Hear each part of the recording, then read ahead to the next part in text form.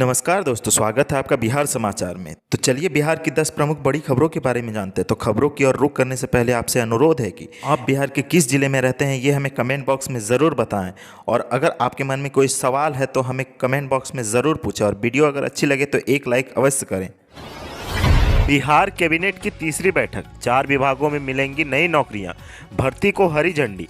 बैठक में कुल 13 एजेंडों पर लगी मुहर। मुख्यमंत्री नीतीश कुमार की अध्यक्षता में बिहार कैबिनेट की तीसरी बैठक हुई। इसमें कुल 13 एजेंडों पर मुहर लगी। बैठक में लिए गए कई फैसलों में कुल 205 पदों के सृजन को स्वीकृति दी गई। न्याय मंडल गया, कटिहार, मधुबनी, नवादा, वैशाली, सुपौल के अधीन क्रमशः अनुमंडलीय न्यायालय नीमचक, बथानी, मनिहारी, फूलपरास, जयनगर, रजौली, महुआ, निर्मली और त्रिवेणीगंज सब जज न्यायालय के लिए विभिन्न कोटि के 128 अराजपत्रित कर्मियों के पदों को सृजन को स्वीकृति दी गई। गया जिले के शेरघाटी अनुमंडल के डोभी थाना के ग्राम बहेरा में ओपी का सृजन और उसके संचालन के लिए कुल 32 पदों के सृजन को स्वीकृति दी गई। बिहार राज्य पुल निर्माण निगम लिमिटेड के अधीन IT मैनेजर के एक पद को स्वीकृति दी गई। भवन निर्माण विभाग के नियंत्रण में पड़ने वाले बिहार वास्तुविद सेवा संवर्ग के अंतर्गत राज्य के विभिन्न विभागों, कार्यालयों, निगमों, प्राधिकारों में पूर्व से स्वीकृत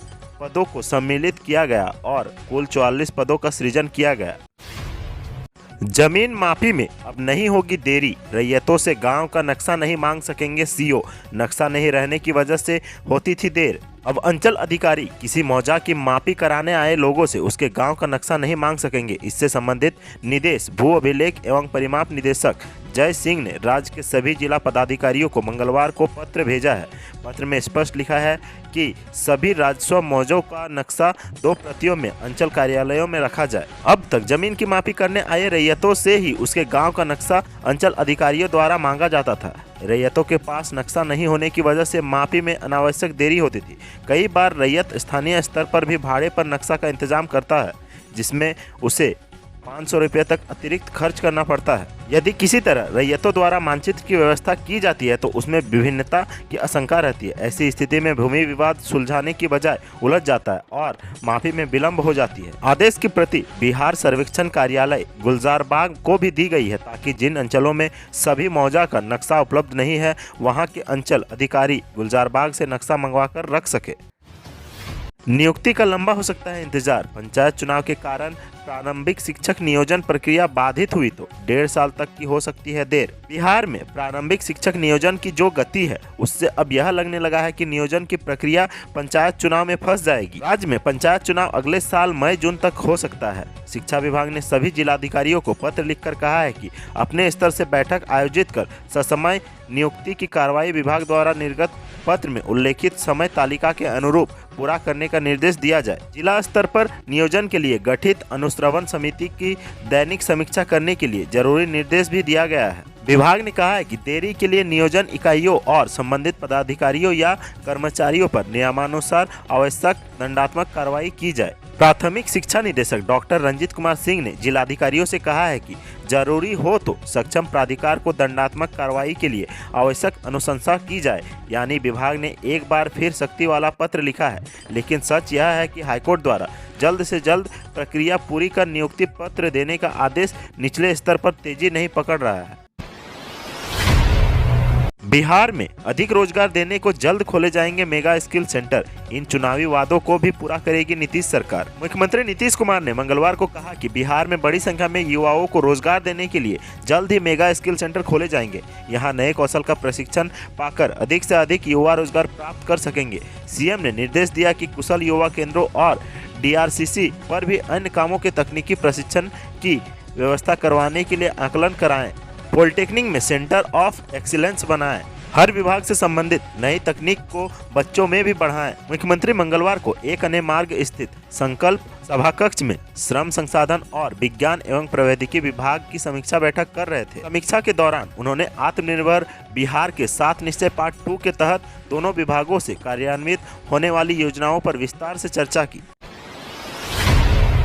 बिहार में अगर आप झेल रहे हैं ये परेशानी तो फेसबुक ट्विटर पर लिख दीजिए, तुरंत एक्शन में आ जाएंगे अधिकारी। बिहार सरकार अब जनता की समस्याओं का निपटारा बेहद कम समय में ज्यादा प्रभावी ढंग से करने के लिए सोशल साइट्स को माध्यम बनाने जा रही है। फेसबुक, ट्विटर, लिंक्डइन समेत अन्य किसी भी सोशल साइट्स पर मौजूद सरकारी विभागों के पेज या बिहार सरकार के सरकारी पेज पर अगर कोई किसी समस्या या अपनी परेशानी को लेकर शिकायत करता है तो उसका समाधान तत्काल प्रभाव से किया जाएगा। इसके लिए शिकायतों को संबंधित विभाग को ट्रांसफर कर दिया जाएगा। इसके अलावा अगर कोई व्यक्ति अपने फेसबुक, ट्विटर या अन्य सोशल साइट्स पर किसी समस्या को लेकर कोई पोस्ट करता है और वह तेजी से सोशल मीडिया में वायरल होता है तो उस पर भी बिहार सरकार संज्ञान लेते हुए तुरंत कार्रवाई करेगी। सभी सोशल साइट्स की मॉनिटरिंग की जिम्मेदारी सूचना एवं जनसंपर्क विभाग को सौंपी गई है।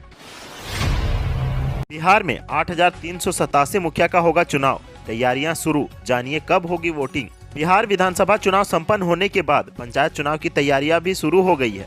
निर्वाचन आयोग के मुताबिक बिहार में जल्द ही पंचायत चुनाव होने वाले हैं।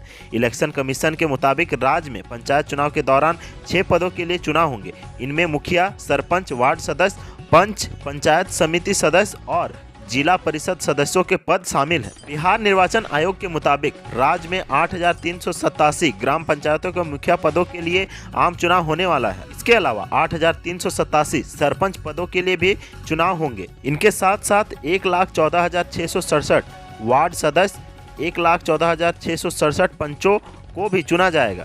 जो जानकारी निकलकर सामने आ रही है उसके मुताबिक पंचायत समिति के 11,491 और जिला परिषद सदस्य के 1,161 पदों पर उम्मीदवारों का चुनाव होगा। बिहार में पंचायत के आम चुनाव को लेकर 700 मतदाताओं पर एक बूथ का गठन किया गया है। आपको बता दें कि कोरोना काल में बिहार विधानसभा चुनाव में 1,000 मतदाताओं पर एक बूथ गठित था। बिहार निर्वाचन आयोग ने ग्रामीण इलाकों में होने वाले इस चुनाव को लेकर बूथों के गठन को लेकर तैयारी शुरू कर दी है।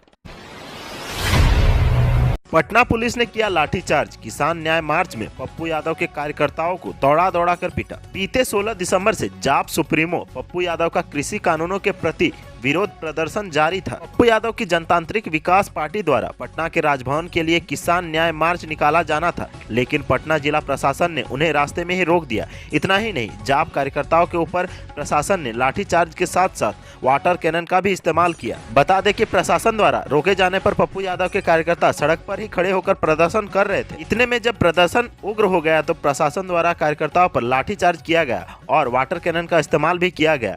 कई कार्यकर्ताओं को पुलिस घसीटते हुए ले जाती भी नजर आई। पर्यटन विभाग ने शुरू किया टूर पैकेज, 600 में करे नालंदा, राजगीर, पावापुरी और बोधगया की सैर। कोरोना संकट के इस काल में लंबे समय तक बंद रहने के बाद अब पर्यटन भी धीरे धीरे खुलने लगा है। एक बार फिर से बिहार राज्य पर्यटन निगम भी पर्यटक के लिए टूर पैकेज चालू करने जा रहा है। कोरोना काल में लंबे समय से बंद रहे नालंदा, राजगीर, पावापुरी, गया और बोधगया के लिए पर्यटक टूर पैकेज को चालू करने का ऐलान किया गया है। 25 दिसंबर से टूर के लिए बुकिंग शुरू होगी और इसके लिए 600 रुपये प्रति व्यक्ति शुल्क देना होगा। टूर की शुरुआत 2 जनवरी से शुरू होगी। ये एक दिन का पैकेज है और टूर पटना से शुरू होकर वापस पटना में खत्म होगा। टूर के लिए बस या ट्रेवलर होटल कौटिल्य बिहार से रवाना होगी। यदि आप भी जाना चाहते हैं तो आपको कम से कम एक दिन पहले बुकिंग कराना होगा। बस सुबह 7 बजे चलेगी और शाम में 8 बजे पटना आ जाएगी। बिहार में शीतलहर कनकनी का कहर, 23 दिसंबर तक कोल्ड वेव का अलर्ट जारी। बिहार में शीतलहर के साथ साथ कनकनी का कहर जारी है। इसको लेकर बिहार में कोल्ड वेव का अलर्ट 23 दिसंबर तक जारी किया गया है। बताया जा रहा है कि यह स्थिति 48 घंटे तक बनी रह सकती है। बिहार में लगभग सभी जिलों में कोहरे का कहर जारी है। इस बीच पटना में मंगलवार को सुबह विजिबिलिटी 50 मीटर से भी कम हो गई, जिसके कारण सड़कों से लेकर आसमान तक असर पड़ रहा है। सड़कों पर गाड़ी चलाने वालों को परेशानी हो रही है। इसके साथ ही विमानों के परिचालन पर भी असर पड़ रहा है। सोमवार से पूरे बिहार में कोहरे का कहर जारी है। रात में तापमान सामान्य से काफी कम हो गया है। मौसम विभाग ने बुधवार के लिए येलो अलर्ट जारी किया है। येलो अलर्ट ठंड को लेकर सतर्क रहने के लिए जारी किया जाता है। गया और भागलपुर में कोल्ड वेव का कहर देखा गया, जबकि पूर्णिया, मुजफ्फरपुर, फरबिसगंज और छपरा में कोल्ड डे के हालात रहे हैं। अब बात करते हैं कोरोना अपडेट की। तो बिहार में मिले कोरोना के 497 नए मरीज। राज्य में पॉजिटिव मरीजों का आंकड़ा पहुंचा 2,48,028।